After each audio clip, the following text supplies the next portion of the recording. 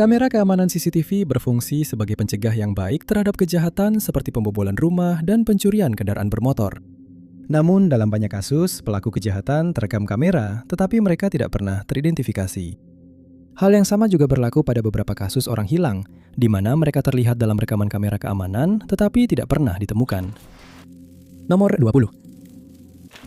Pamela Butler yang berusia 47 tahun tidak pernah terlihat atau terdengar kabarnya oleh keluarga dan teman-temannya sejak 14 Februari 2009. Dan polisi telah menahan pacarnya, Jose Rodriguez Cruz, karena mereka percaya dia bertanggung jawab atas hilangnya Pamela. Kecurigaan mereka muncul ketika mereka meninjau rekaman CCTV dari rumah Pamela, dan apa yang mereka lihat langsung membuat mereka menduga bahwa ada unsur kejahatan yang terlibat. Pada hari hilangnya, Pamela seharusnya makan malam Valentine bersama ibunya, Thelma, dan Rodriguez Cruz, tetapi dia tidak muncul. Kasus orang hilang pun dibuka, tetapi para penyelidik tidak dapat menemukan jejak dirinya sama sekali. Pada tahun 2016, Pamela secara resmi dinyatakan telah meninggal dunia. Kemudian terungkap bahwa Rodriguez Cruz menikah dengan 2 wanita sekaligus dan istri pertamanya juga telah menghilang secara misterius. Rekaman CCTV dari rumah Pamela menunjukkan Rodriguez Cruz datang dan kemudian keluar masuk rumah beberapa kali selama 4 hari. Diduga pada saat inilah dia membuang barang bukti, meskipun dia mengklaim bahwa Pamela telah mengakhiri hubungan mereka dan dia hanya kembali ke rumah berulang kali untuk mengambil barang-barangnya. Rodriguez Cruz ditangkap dan didakwa atas kejahatan terhadap Pamela dan mantan istrinya. Dan setelah mengaku bersalah, dia dijatuhi hukuman 52 tahun penjara. Pamela tidak pernah ditemukan, tetapi kasusnya sekarang telah ditutup oleh polisi. Nomor 19. Rekaman CCTV dari sebuah museum di Plattsmouth, Nebraska membuat banyak orang mempertanyakan apakah benda mati bisa dihantui, karena salah satu kamera di gedung tersebut menangkap sesuatu yang seharusnya tidak mungkin terjadi. Museum yang dimaksud bernama Museum of Shadows, dan didirikan oleh Nate Raderman, seorang demonolog bersama istrinya Kate yang merupakan seorang medium spiritual. Bersama-sama mereka mengumpulkan dan memamerkan artefak dari seluruh dunia yang diduga berhantu, dan museum tersebut dengan cepat menjadi populer di kalangan wisatawan maupun penduduk lokal. Pada saat rekaman CCTV itu diambil, mereka telah mengumpulkan lebih dari 3.000 artefak semacam itu. Ini termasuk boneka-boneka yang katanya bisa bergerak sendiri, papan Ouija, dan bahkan perabotan yang disebut-sebut berhubungan dengan hal-hal gaib.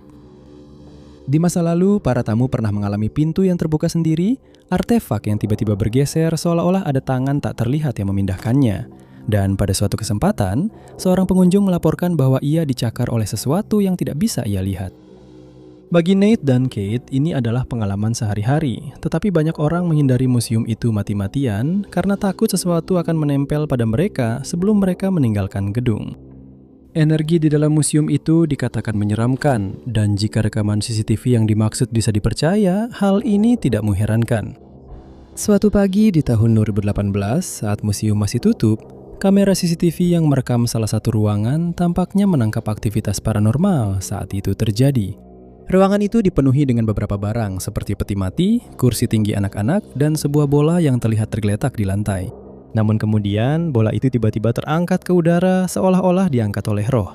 Dan beberapa orang berpendapat bahwa ada hantu yang sedang bermain dengan bola tersebut.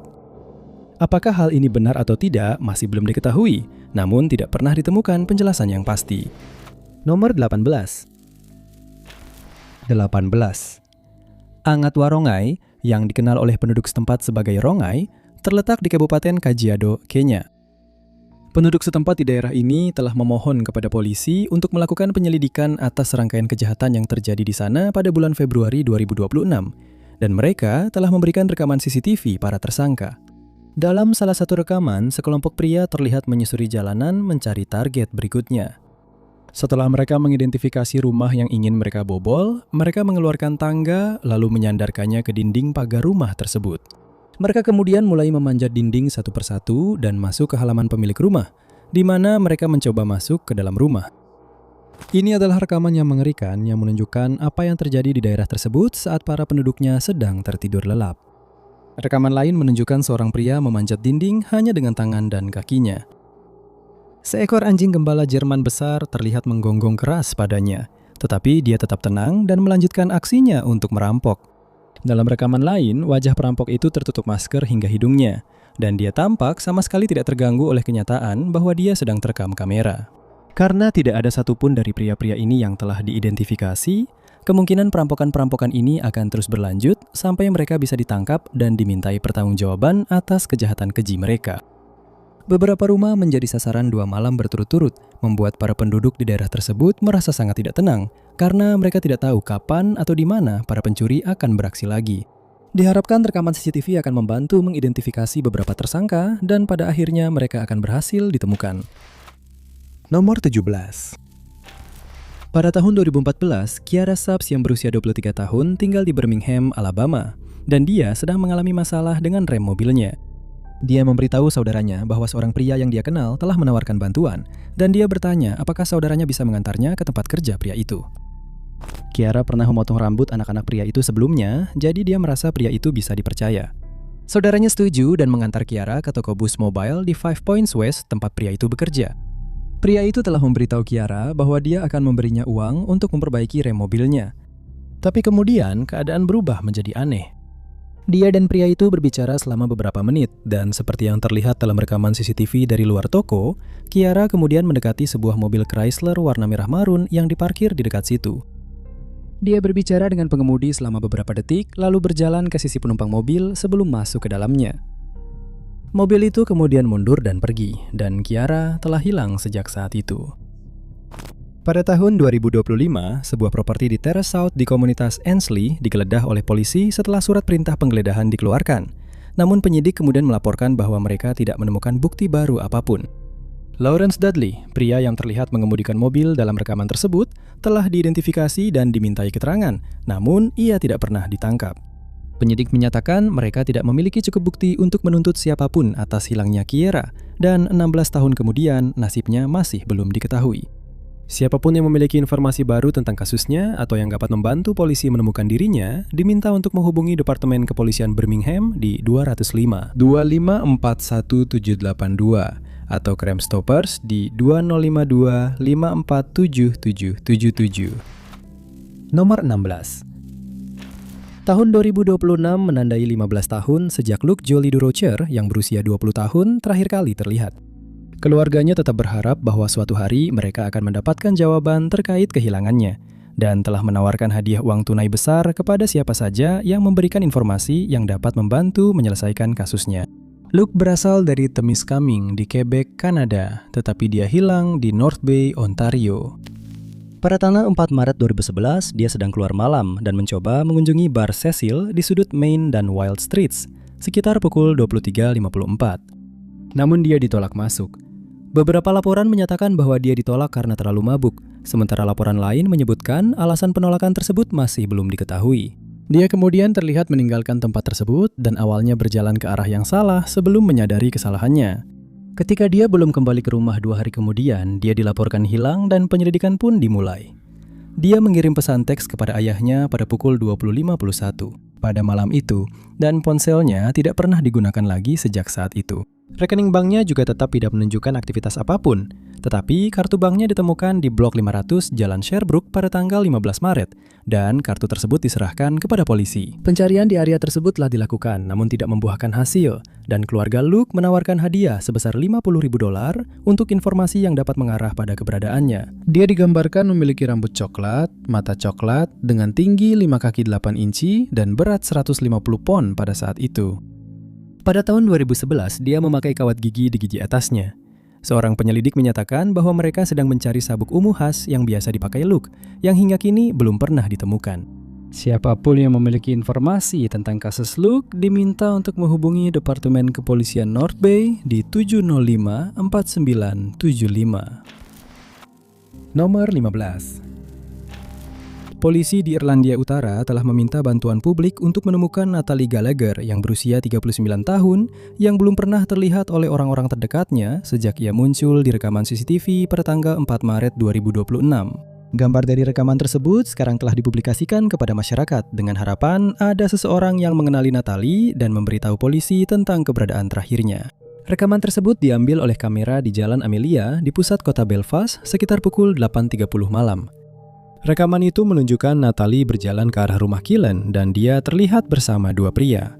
Masih belum diketahui apakah kedua pria tersebut sudah ditemukan dan diinterogasi atau apakah mereka dan Natalie saling mengenal.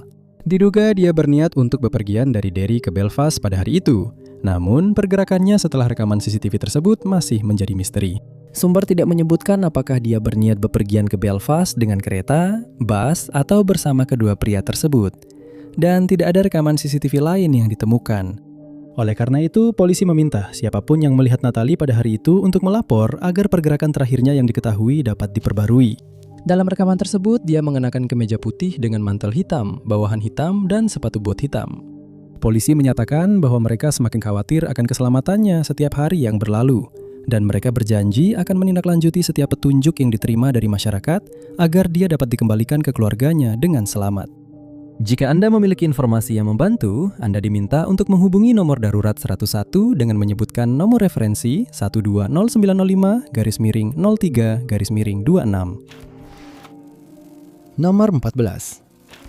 Courtney Lake menghabiskan masa kecilnya di Saint Lawrence, Newfoundland, dan sepanjang hidupnya dia dikenal karena sifatnya yang bebas dan penuh semangat. Dia dan Jason Pike bertemu saat mereka masih remaja dan akhirnya mereka memiliki seorang putra bersama. Setelah itu, dia bertemu dengan seorang pria bernama Philip Smith. Dan menurut berbagai kesaksian, hubungan itu sangat beracun. Dia dilaporkan ke polisi setelah dia menyerangnya, dan hubungan itu berakhir di situ. Tapi Smith menolak untuk menerimanya. Dia mengirimkan foto-foto Courtney kepada pacar barunya, dan dia sekali lagi dilaporkan ke polisi. Courtney diberikan peace bond, yang mirip dengan perintah larangan mendekati terhadap Smith, yang harus dirawat di fasilitas kesehatan selama 4 hari, karena dia tidak menerima kabar itu dengan baik. Dia mencoba mencabut perintah tersebut di pengadilan, tetapi tidak berhasil. Kemudian, dia melanggar perintah itu dengan menghubungi Courtney sebanyak 33 kali dalam satu hari, yaitu pada tanggal 5 Juni 2017. Dia kemudian ditangkap setelah melewati rumah keluarga Courtney. Dia ditangkap dan didakwa atas semua kejahatannya terhadap Courtney, serta diperintahkan untuk tidak menghubunginya lagi. 4 jam setelah dia meninggalkan ruang sidang, Courtney menghilang. Courtney dan pacar barunya telah membawa putranya ke pelajaran renang. Setelah itu, dia diantar pulang ke rumah. Kasus orang hilang pun dilaporkan, dan Royal Newfoundland Constabulary mulai melakukan penyelidikan. Rekaman CCTV dari sebuah pom bensin tempat Courtney membeli beberapa barang dirilis ke publik, namun tidak ada yang memberikan informasi apapun. Pada tanggal 27 Juni, Smith ditangkap ketika dia terlihat minum alkohol di sebuah bar. Padahal itu adalah hal yang dilarang baginya. Rumahnya digeledah dan beberapa barang bukti dikumpulkan, tetapi polisi menolak untuk mengatakan apa yang mereka temukan di sana. Pada tanggal 30 Juni diumumkan bahwa ada dugaan tindak kejahatan dalam hilangnya Courtney, dan unit kejahatan berat mengambil alih kasus tersebut. Sebuah barang milik Courtney ditemukan di Torbaymans Pond pada tanggal 2 Juli dan Smith mengakui telah menjemputnya pada hari ia menghilang. Beberapa area lain telah disisir selama bertahun-tahun setelah kejadian itu, tetapi Courtney tidak pernah ditemukan. Dan karena Smith sekarang sudah meninggal, kemungkinan besar dia membawa rahasia tentang keberadaan Courtney sampai mati. Siapapun yang dapat memberikan informasi lebih lanjut tentang kasusnya harus menghubungi Royal Newfoundland Constabulary di 709 729 8000 nomor 13. Terkadang seolah-olah seseorang yang hilang benar-benar menghilang begitu saja dan tidak pernah terlihat lagi. Seperti yang terjadi pada hilangnya Kyle Fleischman yang berusia 24 tahun, yang tidak pernah terlihat atau terdengar kabarnya sejak 9 November 2007. Yang membuat keadaan semakin buruk, orang tuanya berspekulasi bahwa dia menjadi korban kejahatan dan jenazahnya telah dikuburkan di bawah kompleks apartemen yang sedang dibangun pada saat dia menghilang. Namun hal ini belum pernah terbukti dan masih menjadi spekulasi. Pada bulan November 2007, Kyle dan keluarganya tinggal di Charlotte, North Carolina. Dan pada tanggal 9 November, dia memutuskan untuk keluar malam bersama beberapa temannya. Mereka pergi menonton pertunjukan komedi dan mengakhiri malam mereka di Buckhead Saloon, di mana dia terekam oleh kamera keamanan. Dia kemudian terlihat di rekaman CCTV berjalan di sepanjang College Street menuju ke arah Sixth Street, dekat sebuah restoran bernama Fuel Pizza. Ini adalah terakhir kalinya dia terlihat, dan meskipun gambar diam dari rekaman CCTV telah dipublikasikan kepada masyarakat, tidak ada saksi yang dapat dipercaya yang memberikan informasi baru tentang keberadaannya. Dalam sebuah wawancara dengan media berita, detektif utama dalam kasus ini menyatakan bahwa polisi merasa bingung dengan kasus Kyle karena mereka belum menerima petunjuk baru dan tidak menemukan bukti apapun yang menunjukkan apa yang terjadi padanya. Ada dugaan bahwa dia menjadi korban perampokan dan para perampok bertanggung jawab atas kehilangannya. Namun hal ini juga belum terbukti. Kasus Kyle masih tetap terbuka, namun kasus ini mandek karena kurangnya bukti. Siapapun yang dapat membantu polisi dalam menemukan Kyle, sebaiknya menghubungi Departemen Kepolisian Charlotte Mecklenburg di 704-3364-978. Nomor kasus Kyle adalah MP 2456. Nomor 12. Kasus hilangnya Peggy Maguire yang berusia 29 tahun adalah salah satu kasus yang membuat keluarganya dan para penyidik kebingungan. Karena ada bukti CCTV yang menunjukkan kemungkinan tersangka, tetapi mereka belum pernah diidentifikasi dan Peggy masih dinyatakan hilang. Pada tahun 2015, Peggy adalah penduduk Uvalde, Oklahoma, di mana dia senang menghabiskan waktu di luar ruangan untuk memancing, berkemah, dan merawat kawanan kambingnya. Dia terlibat dalam hubungan yang penuh kekerasan dengan seorang pria bernama Thomas McIntosh, dan meskipun sudah mendapatkan surat perintah perlindungan terhadapnya, dia segera hamil dan mereka tetap bersama. Mereka pindah ke Indiana untuk memulai hidup baru, tetapi perilaku kasar McIntosh justru semakin parah. Setelah dia dicekik olehnya, dia memutuskan untuk kembali ke Oklahoma dan tinggal bersama ibunya. Namun McIntosh membujuknya untuk kembali lagi, dan dia pun pindah kembali ke Oklahoma untuk bersama dia dan putra mereka. Setelah lulus dari sekolah keperawatan, dia mendapatkan pekerjaan di Wellington Hills Nursing Center dan mulai berkencan dengan seorang pria bernama Richard sambil merencanakan cara untuk melarikan diri dari McIntosh. Pada tanggal 16 November 2015, dia menyelesaikan shift kerjanya. Setelah itu, dia mengantarkan putranya ke sekolah. Keesokan harinya, dia sudah dinyatakan hilang dan truknya ditemukan di tempat parkir sebuah bar yang dekat dengan rumahnya. Rekaman CCTV menunjukkan seseorang mengendarai truk itu ke tempat parkir dan meninggalkannya di sana, tetapi rekamannya terlalu buram untuk mengidentifikasi pelakunya. McIntosh tetap menjadi satu-satunya tersangka dalam kasusnya, tetapi kesalahannya tidak pernah terbukti, dan kasus Peggy masih belum terpecahkan. Hadiah sebesar $150.000 ditawarkan untuk informasi yang dapat mengarah pada ditemukannya dia. Dan siapapun yang memiliki informasi tersebut harus menghubungi kantor Sheriff Kabupaten McIntosh di 918-6892526 atau Biro Investigasi Negara Bagian Oklahoma di 918-423-6672. Nomor 11. Beberapa rekaman CCTV ditemukan yang menunjukkan pergerakan terakhir yang diketahui dari Theo Hayes yang berusia 18 tahun yang telah hilang sejak 31 Mei 2019. Namun meskipun demikian, dia belum pernah ditemukan. Theo yang berasal dari Belgia sedang backpacking di Australia pada tahun 2018. Dan tak lama sebelum menghilang pada 31 Mei tahun berikutnya, dia terekam dalam rekaman CCTV di dalam Cheeky Monkeys Nightclub di New South Wales. Pada 6 Juni, keluarganya menghubungi polisi di Australia ketika mereka tidak bisa menghubunginya, dan dia pun dilaporkan hilang. Barang-barangnya ditemukan di kamar hostelnya dan ponselnya menunjukkan bahwa terakhir kali aktif berada di daerah Cape Byron. Topinya kemudian ditemukan di pantai Talo dan data Google dari ponselnya menunjukkan bahwa dia mengambil jalan yang salah setelah dikeluarkan dari bar karena terlalu mabuk. Dia beberapa kali mencari petunjuk arah di ponselnya, tetapi justru semakin tersesat, berjalan berlawanan arah dengan petunjuk yang didapatnya. Akhirnya dia tersesat jauh di semak-semak, kadang-kadang berlari dan kehilangan topinya saat keluar dari jalur. Ponselnya dimatikan pada pukul 1:02 dini hari dan sejak saat itu dia tidak pernah terlihat lagi. Pencarian tidak membuahkan hasil dan hadiah sebesar $500.000 ditawarkan kepada siapa saja yang dapat membantu menyelesaikan kasusnya. Jika Anda memiliki informasi lebih lanjut tentang kasus Theo, silakan hubungi kepolisian Byron Bay di 0266 85 9499. Nomor 10. Chad Gibson yang berusia 32 tahun tiba-tiba menghilang pada tanggal 19 Desember 2015. Awalnya diharapkan rekaman CCTV dari Central Pub di Newquay, Cornwall, Inggris akan memberikan cukup bukti untuk melacaknya. Namun ternyata tidak demikian. Keluarganya menyatakan bahwa dia meninggalkan rumah sekitar pukul 10.30 pagi pada hari dia menghilang. Dan rekaman CCTV menunjukkan dia berjalan melewati restoran Frankie dan Benny di East Street menuju ke arah Trinity Street pada pukul 17.10. Gambar-gambar ini menunjukkan pergerakan terakhirnya yang diketahui, dan dia tidak pernah terlihat lagi. Polisi menyatakan bahwa mereka ingin berbicara dengan dua pria yang terlihat bersamanya dalam rekaman tersebut sekitar pukul 17.10.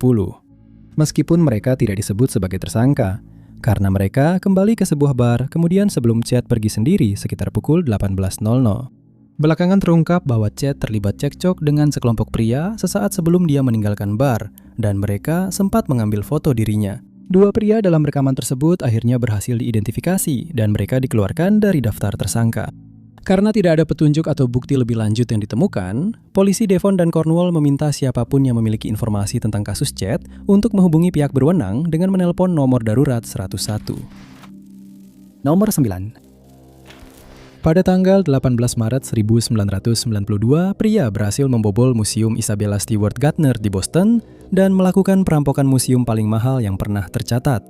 Mereka melarikan diri dengan membawa 12 lukisan mahakarya, termasuk 3 yang dilukis oleh Rembrandt dan 5 karya Edgar Degas. Karya-karya yang hilang itu diperkirakan bernilai sekitar $500 juta, dan hadiah sebesar $500 juta ditawarkan kepada siapa saja yang dapat membantu polisi mengidentifikasi para tersangka atau melacak lukisan-lukisan yang dicuri tersebut. Meskipun ada hadiah besar ini, tidak ada satupun yang pernah ditangkap, dan tidak satupun dari lukisan-lukisan itu yang pernah ditemukan. Anehnya, rekaman CCTV dari museum yang menunjukkan 2 perampok itu mengunjungi museum sehari sebelum perampokan baru dirilis ke publik pada tahun 2015. 25 tahun setelah kejadian tersebut. Diharapkan seseorang akan mengenali para pelaku dan menghubungi polisi agar mereka akhirnya bisa ditangkap. Rekaman tersebut juga menunjukkan sebuah mobil hatchback merah yang diduga digunakan sebagai kendaraan pelarian, dan pihak berwenang telah meminta siapapun yang mengenalinya untuk melapor. Menurut seorang petugas keamanan yang bertugas malam itu, kedua pria tersebut datang dengan berpakaian seperti polisi dan mengaku sedang menanggapi laporan adanya gangguan di museum. Oleh karena itu, dia membiarkan mereka masuk ke dalam gedung tanpa mengetahui bahwa mereka akan mencuri karya seni senilai jutaan dolar kurang dari 24 jam kemudian. Mereka tidak pernah menunjukkan senjata apapun dan polisi baru diberitahu tentang perampokan itu setelah kejadian, yang memberi para perampok banyak waktu untuk melarikan diri. Tidak ada tersangka yang pernah disebutkan, dan ini tetap menjadi perampokan museum terbesar dalam sejarah. Nomor 8. Pada tahun 2016, polisi di Avondale, Auckland, Selandia Baru merilis rekaman CCTV yang memperlihatkan beberapa tersangka yang melakukan perampokan bank di daerah tersebut. Tetapi meskipun rekamannya sangat jelas, mereka tidak pernah berhasil diidentifikasi. 2 perampokan yang dimaksud terjadi dengan selang waktu 4 bulan di bank yang sama. Yang pertama terjadi pada tanggal 11 Desember tahun itu. Perampok pertama melakukan aksinya di West Forest Credit Union di Great North Road, dan pada saat itu beberapa orang berada di dalam gedung. Mereka berusaha sebaik mungkin untuk menggambarkan pria itu kepada polisi, tetapi dia menyembunyikan wajahnya di balik pakaiannya sehingga tidak bisa diidentifikasi. Namun dia diketahui memiliki plester di wajahnya dan lengannya ditopang dengan penyangga lengan. Para saksi juga melaporkan bahwa dia mengenakan kacamata hitam untuk menyembunyikan identitasnya. Dia menggunakan penyangga lengan itu untuk menyembunyikan senjatanya yang kemudian dikeluarkan setelah mendekati teller. Dan setelah dia mengumpulkan semua uang yang bisa dia ambil, dia melarikan diri dengan berjalan kaki. 4 bulan kemudian, bank yang sama dirampok lagi. Pada tanggal 12 April, seorang pria yang mengenakan bandana di wajahnya mengikuti modus operandi yang sama dan mendekati seorang teller dengan senjata api yang sudah dikeluarkan. Dia juga mengenakan kacamata hitam, tetapi masih belum diketahui apakah ini adalah pria yang sama atau perampok yang berbeda. Setelah dia melarikan diri dari gedung, dia terlihat berlari di jalan masuk yang terletak di sebelah bank, dan dia tidak dapat ditemukan.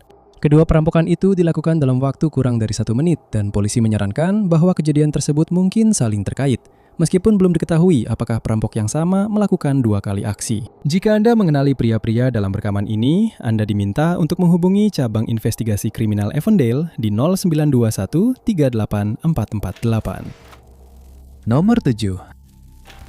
Berkat rumor di internet, banyak informasi yang salah telah tersebar tentang hilangnya Caleb Paredic, yang berusia 31 tahun yang menghilang dari Edmonton di Alberta, Kanada, pada tanggal 31 Mei 2026. Beberapa sumber secara keliru menyatakan bahwa dia telah ditemukan meninggal dunia, tetapi menurut pembaruan harian dari Edmonton Police Service, mereka masih secara aktif mencarinya. Masih belum diketahui dari mana laporan yang tidak berdasar itu berasal, namun perlu dicatat bahwa laporan tersebut tidak benar. Caleb terakhir kali terlihat di rekaman CCTV saat dia berjalan di sekitar Teenager Close sekitar pukul 18.45. Dan rekaman itu menunjukkan dia sedang menunduk menatap ponselnya saat berjalan. Polisi telah meminta warga di daerah tersebut untuk memeriksa rekaman keamanan mereka jika merekam Caleb pada hari itu, dan diharapkan pergerakannya setelah penampakan terakhir ini akan mengarah pada keberadaannya. Keluarganya menyatakan bahwa dia selalu menjaga komunikasi dengan mereka, sehingga kejadian dia menghilang sangat tidak seperti dirinya. Hal ini menimbulkan kekhawatiran bahwa sesuatu yang tidak diinginkan terjadi padanya hari itu.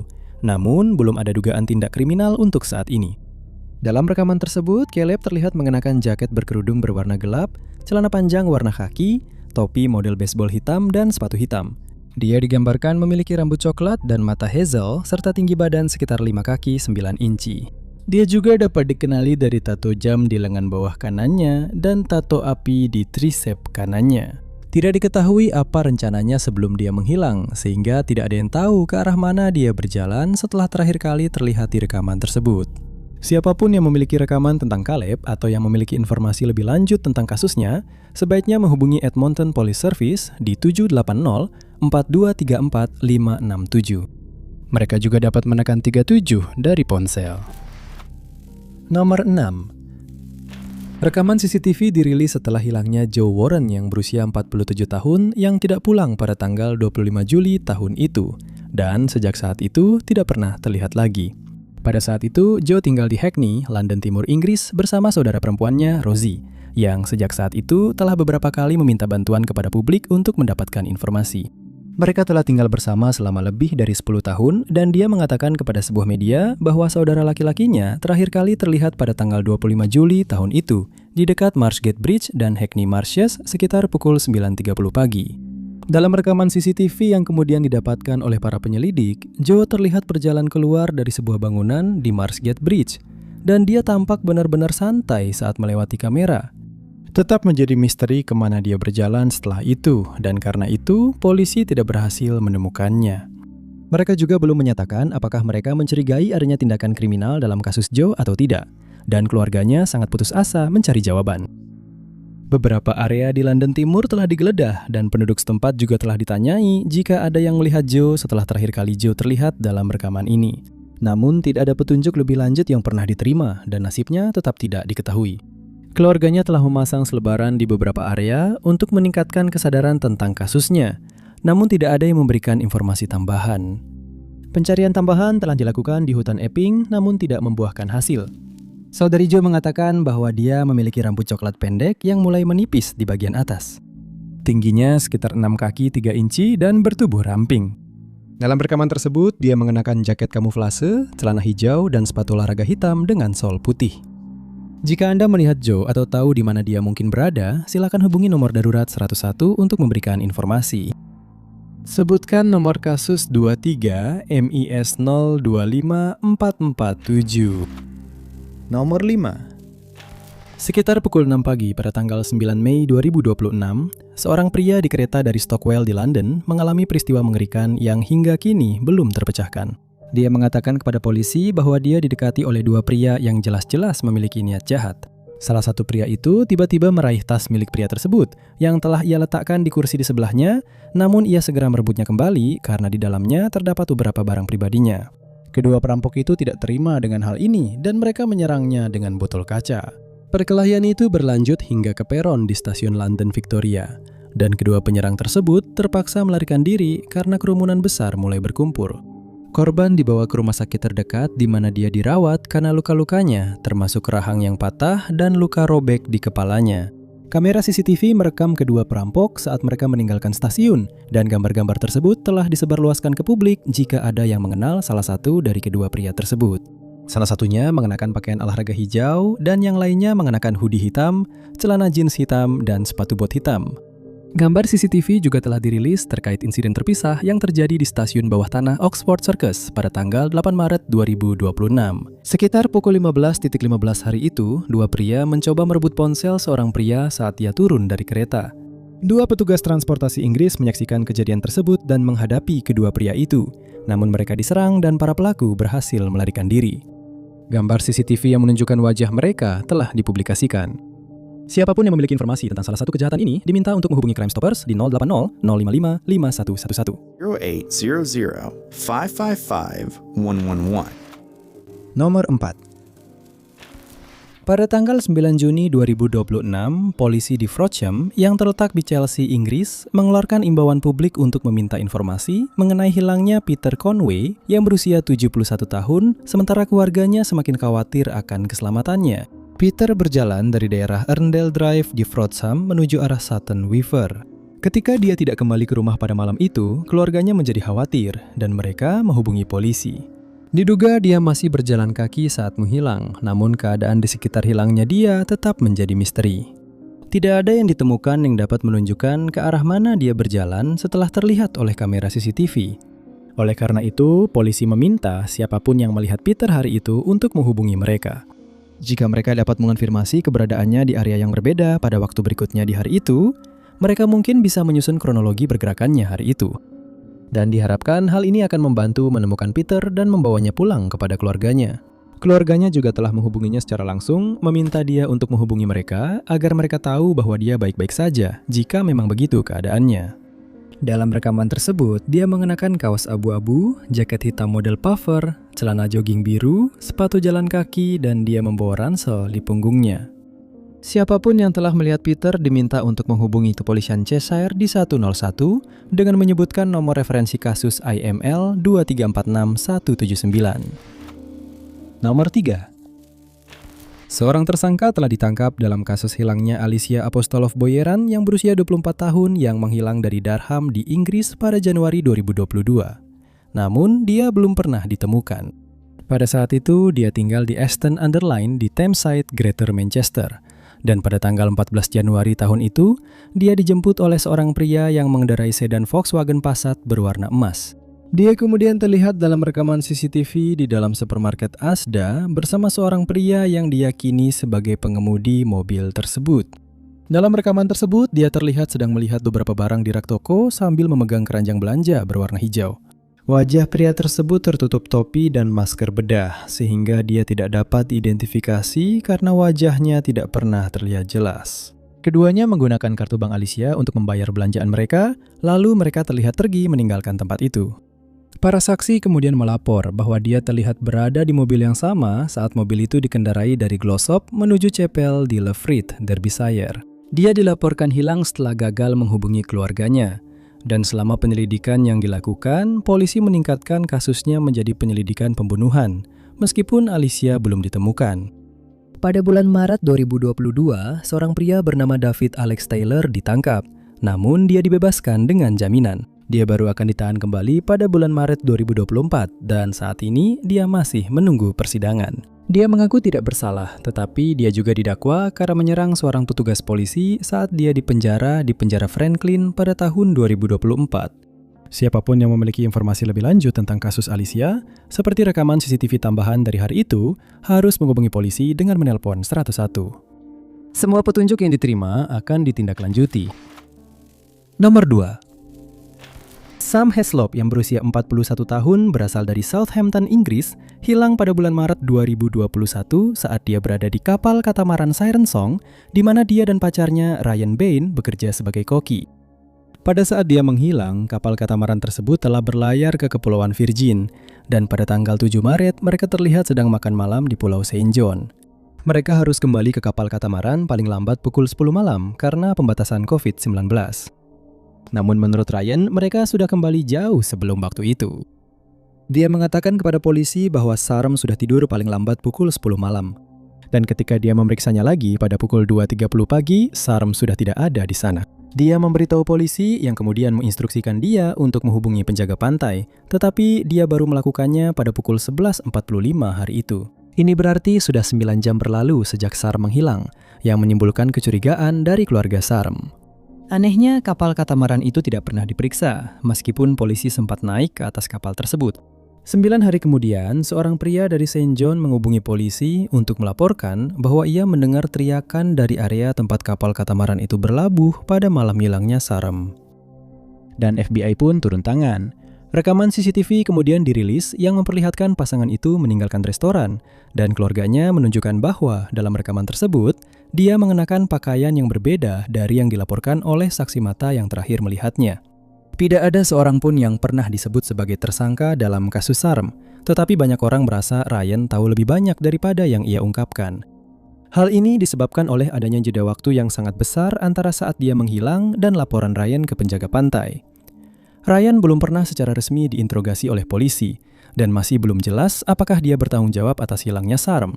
Siapapun yang dapat memberikan informasi lebih lanjut tentang kasus SARM diminta untuk menghubungi Crime Stoppers di USVI di 800 222 8477.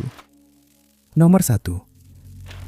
Dinas Kepolisian Edmonton telah merilis garis waktu tentang apa yang diketahui mengenai hilangnya Nathanis Morasti yang berusia 24 tahun yang merupakan anggota Peter Ballantyne Cree Nation yang terletak di Prince Albert di Saskatchewan Utara. Pada saat hilangnya pada tanggal 9 Mei 2025, dia sedang mengunjungi teman-temannya di Edmonton dan dia bepergian ke sana bersama beberapa teman lainnya. Nathanis terlihat dalam rekaman CCTV pada tanggal 5 Mei tahun itu ketika dia keluar dari Continental Inn sekitar pukul 1.30 pagi. Dia pergi dengan mobilnya, sebuah Hyundai Tucson yang kemudian terlihat kembali ke penginapan 8 menit kemudian. Dia pergi lagi pada pukul 2.37 pagi dan kemudian terlihat di 7-Eleven di Jalan 156 dan Jalan 107, lalu pergi dari sana pada pukul 2.55 pagi. Dia diduga kemudian mengemudi melewati daerah Edmonton, Sherwood Park, Buck Lake, Nordagu, dan Lake Louise. Dan pada tanggal 6 Mei, mobilnya terlihat sedang dikendarai melewati British Columbia. Keesokan harinya, mobil itu terlihat di sebuah feri yang sedang menuju Nanaimo. Dan pada tanggal 10 Mei, mobil itu dikendarai kembali ke Edmonton. Pada tanggal 12 Mei, mobil itu terlihat di Lloydminster. Dan 3 hari kemudian, mobil itu ditemukan ditinggalkan dan sudah dicat ulang di James Smith Cree Nation di Saskatchewan. Kendaraan dan area sekitarnya telah diperiksa, tetapi tidak ditemukan tanda-tanda keberadaan Nathanis. Sejak saat itu, dia tidak pernah lagi menghubungi keluarganya, dan polisi menyatakan bahwa mereka menganggap kehilangannya mencurigakan. Siapapun yang mengetahui keberadaan Nathanis atau yang dapat memberikan informasi tambahan untuk penyelidikan kasusnya, sebaiknya menghubungi Edmonton Police Service di 780 423 4567.